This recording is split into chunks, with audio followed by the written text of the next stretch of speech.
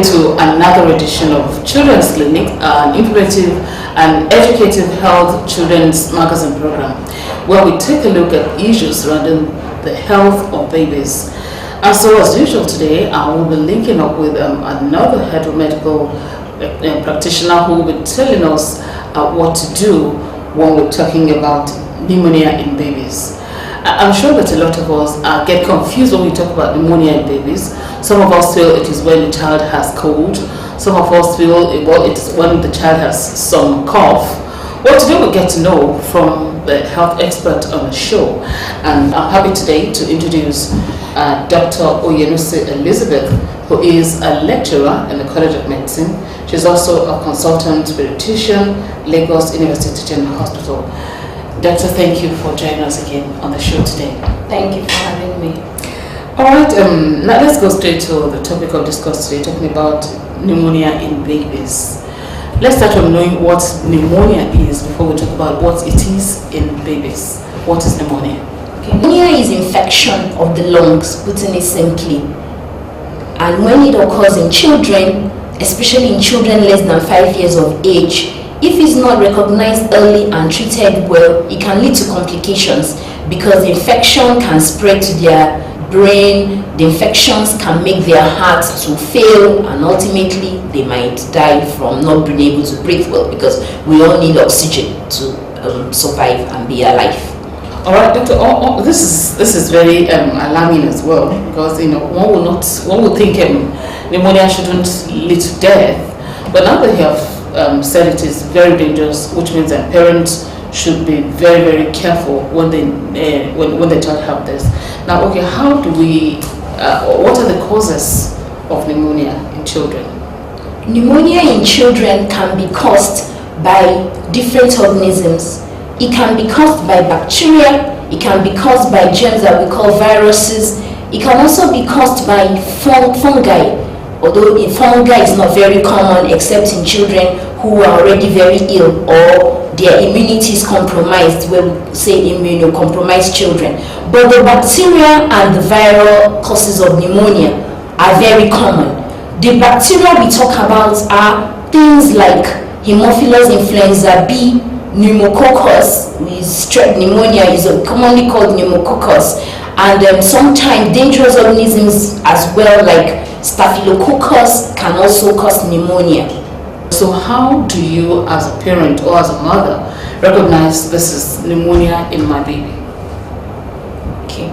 Pneumonia in a child can be recognized by the symptoms of coughing, fever, and indrawing of the chest. Indrawing? What do you mean by that? Meaning the child is breathing with difficulty. Many times children can be coughing. Sometimes when they have running nose, maybe an infection that is just involving the upper respiratory tract, you may see that they can cough, and it may not be problematic. It will probably go away once you make them comfortable, and if it's a viral cause, after some time it will go away on its own. But when you notice that the child that is coughing is running fever, and in addition to this fever, the child is finding it difficult to breathe, not from a blocked nose, because catarrh can make a child have a blocked nose and the child may breathe. But when you clear the blocked nose and the child is still breathing with difficulty, especially when the child is breathing and you see that the ribs are going in, the lower ribs going in, is very important in recognizing that this child is probably having pneumonia. All right. So how do you treat pneumonia in babies? What are the first steps as a mother? What are the first things you do before you run to the hospital? And then how do you recognize this and go to the hospital? Okay. When a child has a cough and has a fever, once you start seeing that the child is not breathing very well or is breathing with some effort, then it means that whatever you're doing in the house or whatever remedies you're using in the house is not enough. You have to take the child to the hospital, because in the hospital the child will be treated appropriately. The only thing you can do in the house is to give the child drugs that will bring down the fever, drugs like paracetamol. You can also give the child a lot of fluids, especially if the child is not vomiting.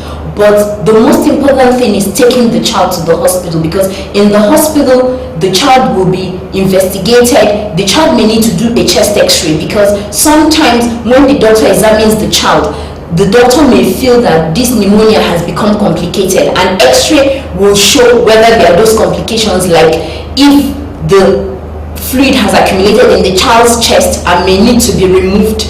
And also blood tests will also be drawn, because sometimes you may see that by the time the child is brought to the hospital, the infection has already spread from the lungs to other parts of the body.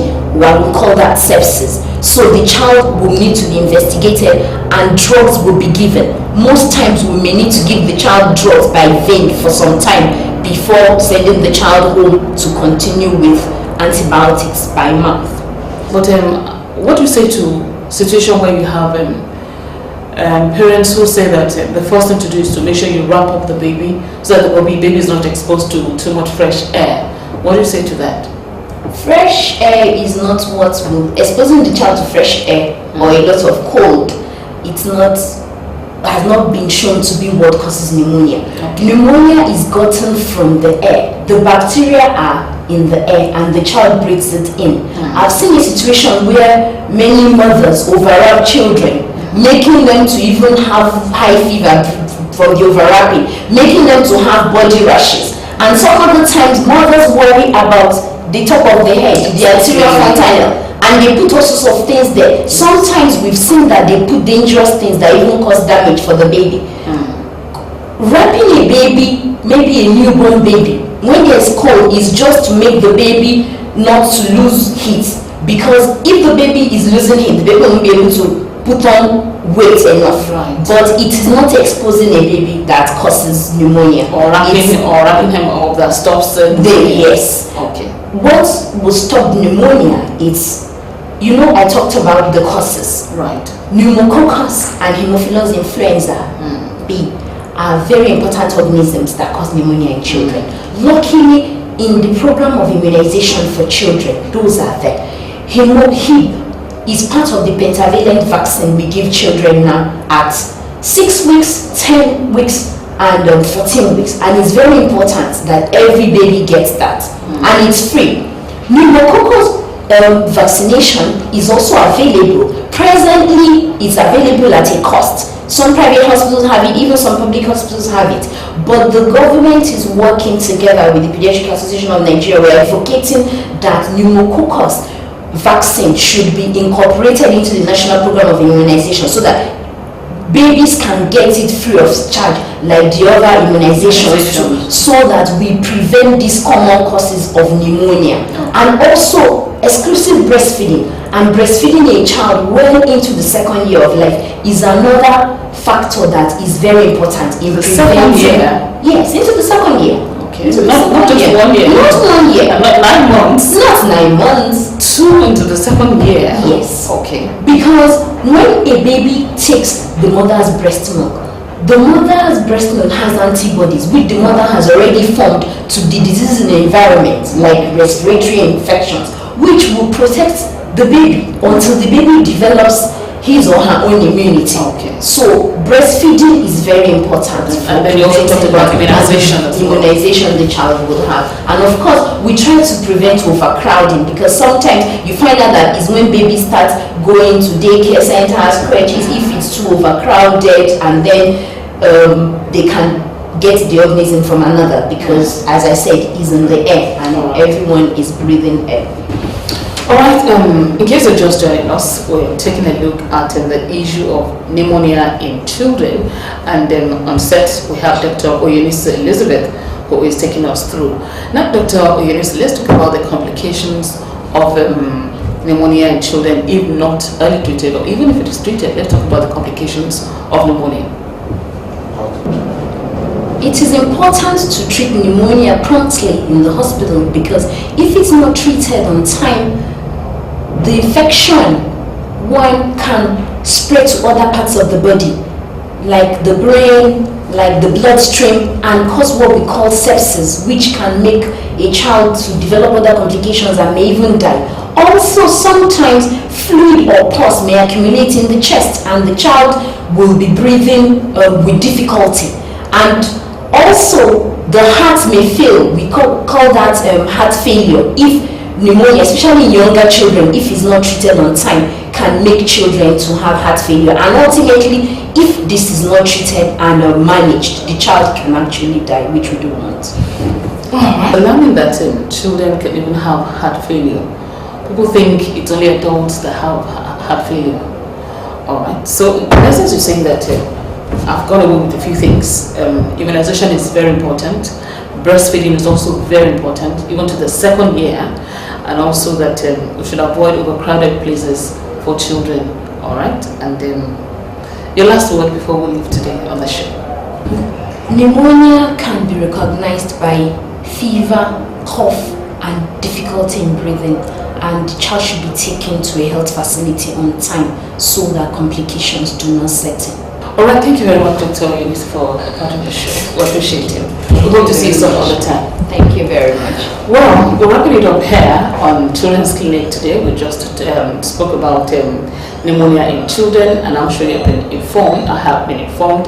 Like I said, so much emphasis on immunization and then breastfeeding your children to the 2nd year. I'm sure a lot of parents will be surprised listening to this, but you have to breastfeed your child to the 2nd year. We'll have a break again, and when we come back, we'll continue with Children's Clinic. Stay with us.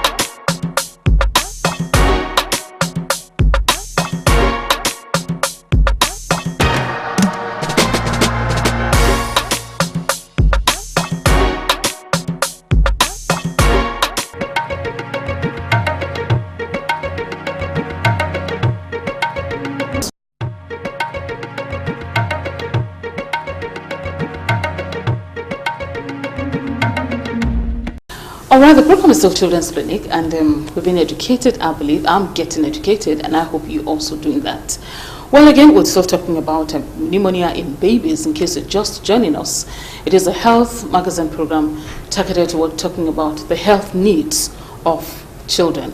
So now let's have a package and health news segment on the show today. Still talking about pneumonia in babies.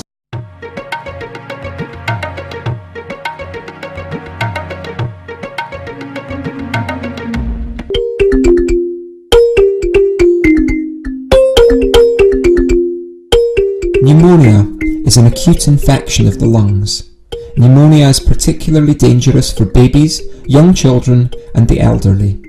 It may follow diseases such as measles and flu, and it can also be associated with HIV.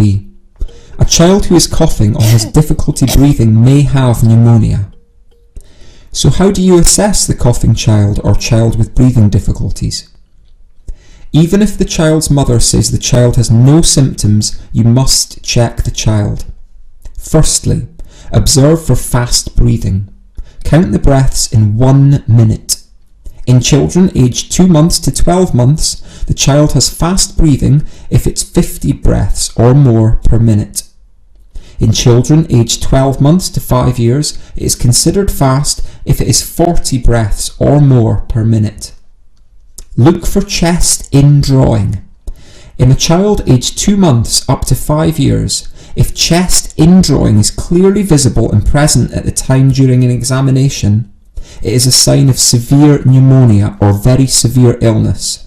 With chest indrawing, the lower ribs on both sides of the chest are pulled in when the child breathes in. This is very abnormal, as the lower chest normally moves out when a child breathes in. When resting, children should never have chest indrawing. Listen for stridor. Stridor occurs when there is a swelling of the upper part of the child's throat. A child who has stridor when calm has a dangerous condition.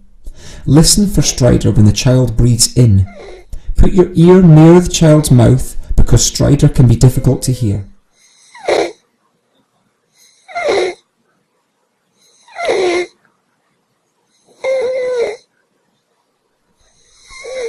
There may also be associated fever with the above symptoms and general danger signs, such as an inability or refusal to eat or feed, vomiting, seizure, and unconsciousness. Antibiotic treatment can only be initiated if the community health worker has a drug pack available. If the child has general danger signs, chest indrawing or stridor when calm, give the child their first dose of antibiotics and refer to hospital immediately. If the child only has fast breathing, you can start the course of antibiotics provided in your pack without referral and follow up in 2 days. If you have no packs, refer to hospital or local medical officer. If the child has none of the signs mentioned, this is not pneumonia and can be treated with a home remedy such as a syrup made from 1 part honey, 1 part lemon juice. The community health worker must check the child again in 5 days. Here is the health news on Children's Clinic today. Report shows undernutrition increases frequency and severity of pneumonia episodes. A report has shown that undernutrition increases the frequency and severity of pneumonia episodes, potentially representing a secondary immune deficiency that has not been well characterized. The researchers involved in the report observed that undernutrition in a child with severe pneumonia requiring hospitalization can also be associated with diminished metabolic capacity to overcome the amplified physical and psychological demands of the illness, such as increase in temperature, cardiac output, and work of breathing. According to the report, pneumonia remains the leading infectious killer of children younger than 5. The report, which was published and publicized to coincide with World Pneumonia Day, enjoyed the global health community to recognize the role that undernutrition plays in the risk of death from childhood pneumonia and the need for funding and research, especially in privatization. This, they say, is to address acute illness in undernourished children in order to continue the impressive reduction in child mortality that has occurred in the recent years. President Muhammadu Buhari, governors commit to zero tolerance for polio. President Muhammadu Buhari and Nigeria Governors Forum Chairman, the Governor of Zamfara State, Abdulaziz Yari, have renewed their commitments to maintaining polio-free status and strengthening routine immunization in Nigeria. Recently, Nigeria marked 1 year with no polio cases when the World Health Organization (WHO) removed it from the list of polio endemic countries. The president reiterated the fact that the country was not yet polio-free and urged all stakeholders to continue to build confidence in the people. This, he said, is to present their children and worth for immunization. The president added that the Presidential Task Force on Polio will be reconstituted and expanded to include the 36 state governors. This, they say, will sustain the current polio activities and improve routine immunization. Excessive intake of painkillers harmful during pregnancy. Gynecologists say that excessive intake of painful killers and paracetamol during pregnancy pose health dangers to the unborn child. The gynecologist told the news agency of Nigeria, NAN, that such drugs could lower certain hormones in the unborn, especially boys, when taken in excess. The excessive intake of these drugs often comes with an increased risk of hidden testicles in male babies and may affect their fertility later in the future. While paracetamol appears to have side effects on the developing embryo, the fever it is suppressing could also be harmful to the embryo. According to the gynecologist, every pregnant woman should learn to take enough rest when their body aches instead of using painkillers always.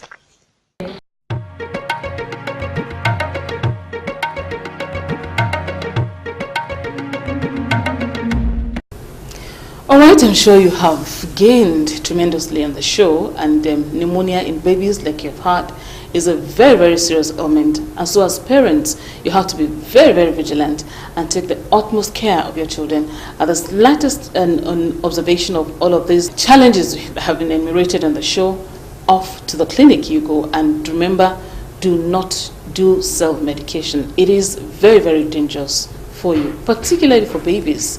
So on to the clinic. Always know that it is very important to breastfeed your baby.